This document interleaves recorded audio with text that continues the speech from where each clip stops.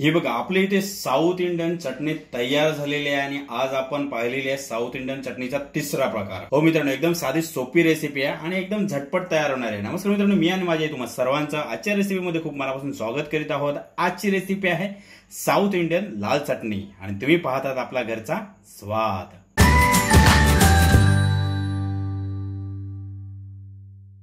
तर चला आजच्या रेसिपीसाठी आपल्याजवळ काय काय साहित्य आहे तेही पाहून घेऊया।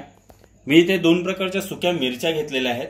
या मिरच्यांमध्ये एक आहे पटना मिरची, जिला पांढरी मिरची असं म्हणतात, ही तिखटवाली आहे, आणि दुसरी आहे कलरला बेडगी मिरची। बेडगी मिरचीच्या ऐवजी तुम्ही काश्मीरी मिरची सुद्धा घेऊ शकता। इथे घेतलेला आहे आला आणि लसूण, लिंबाचा रस, ओल्या नारळाचे काप आहेत, राई आहे, राई थोडी आपल्याला जास्तीची लागणार आहे, हिंग आहे, हिंग पण थोडासा जास्त घेणार आहोत। त्यानंतर इथे आहे चना डाळ। आता ही डाळ आहे ना, मी 3 तास आहे ना पाण्यामध्ये भिजवून घेतली होती, त्यानंतर तिला स्वच्छ धुवून घेतलेली आहे। त्यानंतर आहे फोडणीसाठी उडदाची डाळ, हळद आहे, चवीनुसार मीठ आहे, थोडीशी साखर घेतलेली आहे, कोथिंबीर आहे आणि फोडणीला तडका देण्यासाठी कढीपत्ता। मित्रांनो, तुम्हाला या सर्व साहित्यांचे प्रमाण आहे ते आपल्या डिस्क्रिप्शन बॉक्समध्ये पाहायला मिळेल। आता पटकन आपण कृतीला सुरुवात करूया। चला, इथे आपला आता मिक्सर सुद्धा रेडी आहे। या मिक्सरच्या भांड्यामध्ये ही आपण जी डाळ आहे ती आपण वाटायला घालणार आहोत। कच्चीच घ्यायची आहे। त्यानंतर सुक्या मिरच्या, कोथिंबीर, थोडंसं आपण वाटायला सुद्धा कढीपत्ता घेणार आहोत, ओल्या नारळाचे काप, लिंबाचा रस, आलं लसूण, साखर, चवीनुसार मीठ, आणि ही जी हळद आहे ही सुद्धा आपण या चटणीमध्ये वाटून घेणार आहोत। हिचा काही तडका न द्यायचा आपल्याला। आणि अजून एक दुसरी गोष्ट म्हणजे आपण ज्या मिरच्या घेतलेल्या सुक्या मिरच्या, त्याच्यामध्ये एक मिरचीचा प्रकार तो तिखट आहे, म्हणजे पटना मिरची। त्याशिवाय जर ही चटणी तुम्हाला अजून तिखट हवी असेल तर तुम्ही याच्यामध्ये हिरव्या मिरच्या ज्या तिखटवाल्या असतात त्या घातल्यात तरी सुद्धा चालेल। आता आपण या चटणीला थोडंसं वाटून घेऊया, त्यानंतर आपण थोडं पाणी घालून पुन्हा वाटून घेऊया। चला, आता यामध्ये आपण थोडंसं पाणी घालूया, साधारण 1 कप भर आपल्याला पाणी घालायचं आहे।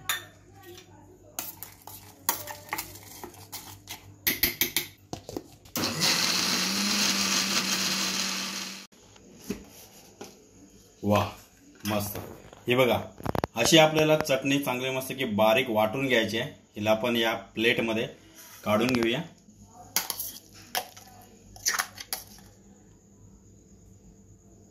हे बघा, मी इथे चटणी तर आता या प्लेटमध्ये काढून घेतलेली आहे। आता आपण हिच्यावरती ना एक मस्तपैकी सुंदर असा एक तडका बनवून घ्यायचा आहे। चला, आता आपण तडक्याची सुरुवात करूया।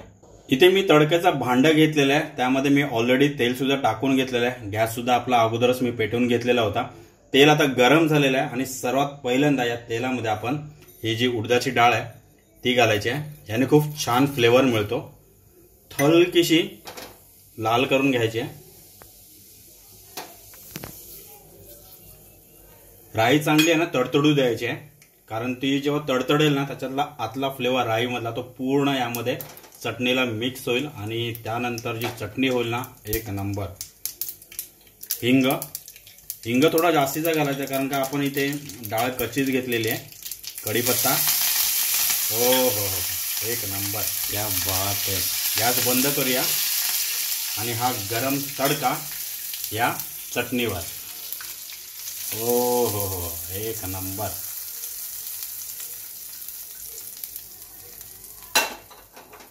हे बघा, आपली मस्त आहे की फडफडती साऊथ इंडियन नारळाची लाल चटणी इथे तयार आहे। मित्रांनो, पाहिलेत किती झटपट रेसिपी आहे ना। या अगोदर आपण 2 चटणींचे प्रकार अपलोड केले होते। जर तुम्ही या रेसिपीज पाहिल्या नसेल तर मी दोन्ही चटण्यांची लिंक आहे ती आपल्या डिस्क्रिप्शन बॉक्समध्ये मेन्शन केलेली आहे, जरूर पाहून घ्या आणि ही सुद्धा चटणी तुम्ही एन्जॉय करून घ्या। ही चटणी तुम्ही मस्त की डोशासोबत, उपम्यासोबत किंवा इडली मेदूवडा सोबत सुद्धा खाऊ शकता। क्या बात आहे मित्रांनो, ही चटणी नक्की घरी ट्राय करायची। ट्राय करून झाल्याच्या नंतर तुम्हाला ही रेसिपी कशी वाटली खाली कमेंट बॉक्सच्या माध्यमातून आम्हाला कळवायला सुद्धा विसरू नका।